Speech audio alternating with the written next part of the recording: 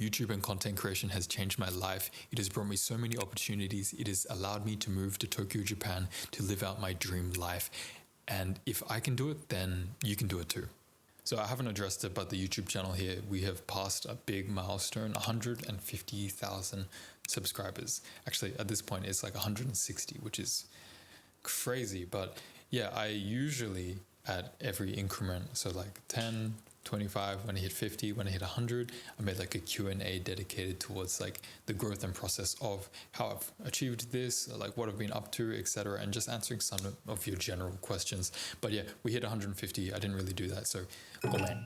How I found success with YouTube, it really boils down to one key factor, and that is finding my audience. Let me share a little story. So 4 years ago, I started making content here on YouTube. When I did that, I was making camera gear videos. This was camera reviews, lens reviews, come shoot with me, POV style, like street photography things. This is something that I personally enjoyed watching. And so I wanted to, recreate it in my own way. So I basically just emulated that, and that became the start of my YouTube channel. This was fun, but I quickly got burnt out because I realized that I can't buy all the cameras to review all the cameras because I didn't have the money, and no one was sponsoring me for that, so that was a problem. The second thing became it was all about my performance at that point. It quickly burnt me out because every time I turned the camera on when I was shooting a POV style video, I would feel the need to perform well, to take great photos. And you can't just create great photos like that. Photography takes time and patience, and if you try to force good photos, then it doesn't really work. And this kind of killed my momentum with YouTube. I think I started to not really enjoy it as much, and this is when I realized I needed to pivot. At that time, I was very confused. I was working a full-time job at a pathology lab, like a science field, while juggling the freelance creative stuff that I was just starting to do and the YouTube. And so I was very confused in what I should do with my YouTube channel. But I realized that I was in a position where a lot of other people are as well, which is striving to become a freelance content creator or a freelance videographer or a freelance artist in general. And so I decided I'm going to pivot my YouTube channel to a lifestyle vlog, something that's just documenting my personal struggles to achieve something that I was striving for. This took quite a bit of vulnerability and courage to showcase what I was trying to do and open that up to the YouTube world, which I think it really connected with a lot of people. And this is where I first started seeing a bit of growth. The lifestyle vlogs, I kept it very lighthearted and simple. I created one video, it did okay. I created another one, and then before I knew it, I had created like 10 in a row. So like every single week. And I figured like, why don't I just keep going? And since that point, I've missed a few weeks, but it's been a lot. And over that time, I've kind of become a full-time freelance artist as well as content creator, and to be able to share that full journey with you guys and bring you along, I think is the reason for my success.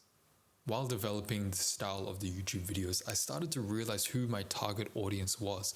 And if I'm to put it really simply, I am targeting people who are interested in design, aesthetics, just day-to-day lifestyle stuff, that wants to watch a video while eating their breakfast or on the train or in their downtime, something to just relax with. And that's why I try to create my videos with a relaxing demeanor. Usually the music is a little bit softer or like calm, slow, and then I try to implement beautiful cinematic visuals just to mix it all up as well. And I think this kind of all comes together to target the audience that I want to target. I've met a lot of you guys on the street. Like, I don't really put that in the YouTube videos, but back in Sydney, I'd bump into a lot of people that watch my videos. You'd come say hi, I'd like say what's up and stuff, would take pictures. It's like amazing. Over here in Tokyo, it happens as well.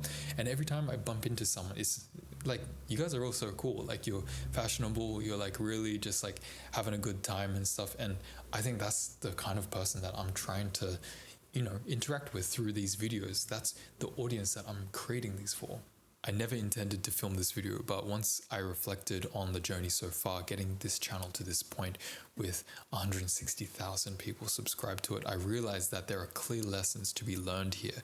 And I wanted to share that with you guys because I think the value in what I have done as using me as a case study, I think it validates that if you put a lot of effort into something, growing your YouTube channel, it is so possible to get to this point, because I'm definitely no more special than anybody else.